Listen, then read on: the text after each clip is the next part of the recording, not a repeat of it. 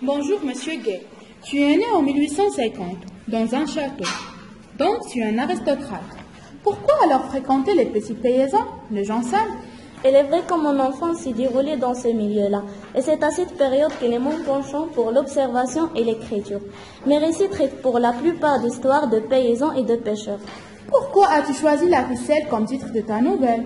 C'est pour démontrer que des choses, des objets, des actes futiles peuvent détruire la vie d'une personne. Tu ne ferais pas référence aux causes futiles qui ont abouti à la séparation de tes parents? Peut-être. Ma mémoire d'enfant avait enregistré une scène entre mes parents. Un jour, mon père revint de Paris où il travaillait à la banque, et en voulant accrocher son costume, il tomba sur une cravate ficelle. Il comprit que ma mère avait pris un amant. Mais on ne trouve pas d'histoire d'amour ou d'adultère dans ta nouvelle. Peux-tu rappeler l'intrigue aux auditeurs? Je peux te la résumer en une phrase. Quand des concitoyens entretiennent de mauvais rapports, un petit rien, un malentendu peut détruire la vie de l'un d'eux. C'est ce qui explique que tes personnages sont des paysans.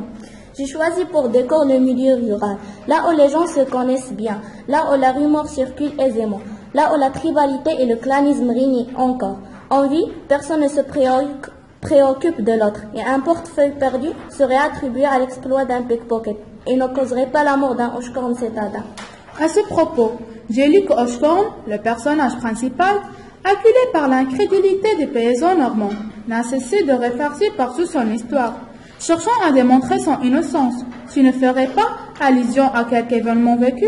C'est possible. Tu sais que j'appartiens à l'aristocratie, mais que j'étais tout le temps en compagnie des gens simples.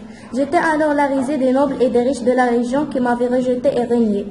N'oubliez pas surtout que la folie avait touché certains membres de ma famille et qu'elle m'a atteint moi aussi. Ce qu'a subi Oshkorn, je l'ai enduré également. J'en suis désolé, monsieur Gay, de mes passants, et je compatis. Une dernière remarque. Grâce au réalisme qui se dégage de ta nouvelle, les lecteurs vont trouver un flot d'informations sur ta Normandie natale.